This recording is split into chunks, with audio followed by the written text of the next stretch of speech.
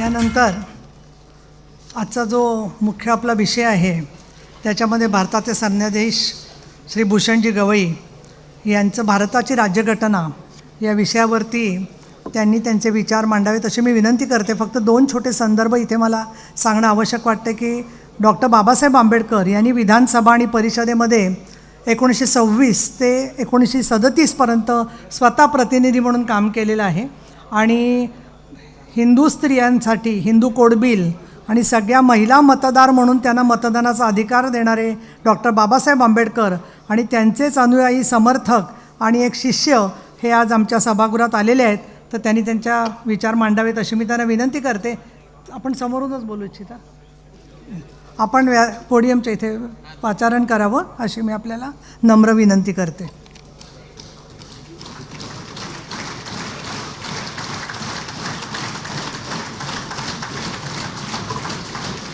आता isakal.com आहे देशातील नंबर 1 ची मराठी न्यूज वेबसाईट. प्रत्येक अपडेटसाठी isakal.com ला नक्की भेट द्या.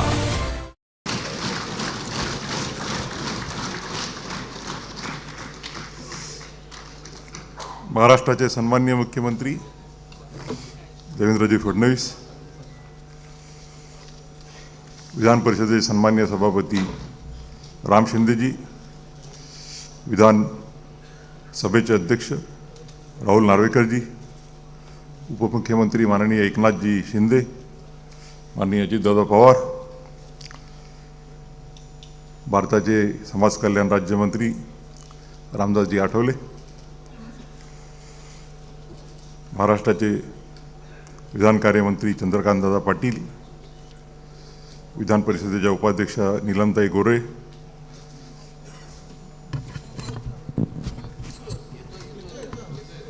विधानसभेचे उपाध्यक्ष सन्माननीय अण्णाजी बनसोडेजी, विधान परिषदेचे विरोधी पक्षनेते अंबादासजी दानवेजी, मंचावर उपस्थित सर्व सन्माननीय दोन्ही सभागृहांचे गटनेते आणि प्रतोद, मंत्रिमंडळातील सर्व सन्माननीय सदस्य, विधान परिषद आणि विधानसभा या दोन्ही सभागृहांचे सदस्य, माजी सदस्य आणि बंधू आणि भगिनींनो, बहुत असोत सुंदर संपन्न की महा, प्रिय आमचा एक महाराष्ट्र देश हा. थोरांची जन्मभूमी असलेले संत ज्ञानेश्वर, संत नामदेव, संत एकनाथ, संत तुकाराम, जनाबाई चोखामेळा यांनी या महाराष्ट्रात आध्यात्मिक लोकशाहीचा पाया रचला. भारतात स्वातंत्र्याचे मुहूर्तमेढ केलेले आणि देशाचे स्वातंत्र्य आणि सार्वभौमत्व अबाधित राहावे याकरता ज्यांनी स्वातंत्र्याचा ऐतिहासिक लढा उभारला ते छत्रपती शिवाजी महाराज. त्याला भारताचे रिनेसान्स किंवा पुनर्जीवन म्हणता येईल. त्याची सुरुवात करणारे क्रांतीसूर्य ज्योतिबा फुले आणि क्रांतिज्योती सावित्रीबाई फुले,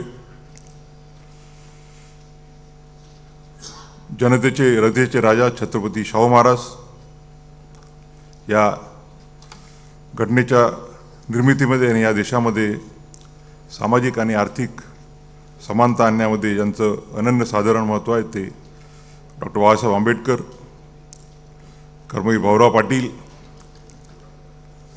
अहिल्याबाई होळकर यांच्या स्मृतीला मी सर्वप्रथम वंदन करतो. आज खरं म्हणजे हा महाराष्ट्रातला मी फक्त सत्कार जिथे जिथे काम केलं होतं तिथंच स्वीकारणार हे ठरवलं होतं. त्याच्यामुळे संभाजीनगर, दानवे साहेबांचं अमरावती आणि मुंबईची वकील परिषद आणि नागपूर आणि हा शेवटचा सत्कार समारंभ आहे. परंतु याचं जे महत्त्व माझ्या मते आहे ते अनन्यसाधारण असं आहे. हा फक्त दोन्ही सभागृहाच्या सदस्यांनी केलेला बहुमान नसून महाराष्ट्राच्या 12,87,00,000 जनतेचा मला मिळालेला आशीर्वाद आहे असं मी समजतो. आणि सर्वप्रथम त्या महाराष्ट्राच्या जनतेला, महाराष्ट्राच्या मातीला वंदन करतो.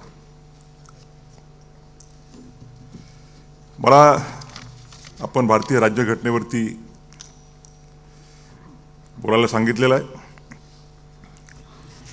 आणि मी नेहमीच भारतीय राज्यघटनेची चा विद्यार्थी म्हणून स्वतःला समजत आलेलो आहे आणि भारतीय राज्यघटनेच्या बद्दल जे माझ्या मनात जे रुजलं ते या विधिमंडळातून जेव्हा मी 10वी पास झालो आणि वडील ज्यावेळेला उपाध्यक्ष होते विधान परिषदेचे ओल्ड काउन्सिल हॉलमध्ये आणि त्यानंतर 1981 या बिल्डिंगचं उद्घाटन झालं, नव्या बिल्डिंगचं. त्याही वेळेला ते सभापती होते आणि त्यांच्या उपस्थितीत आजही फ्लॅगवरती नाव आहे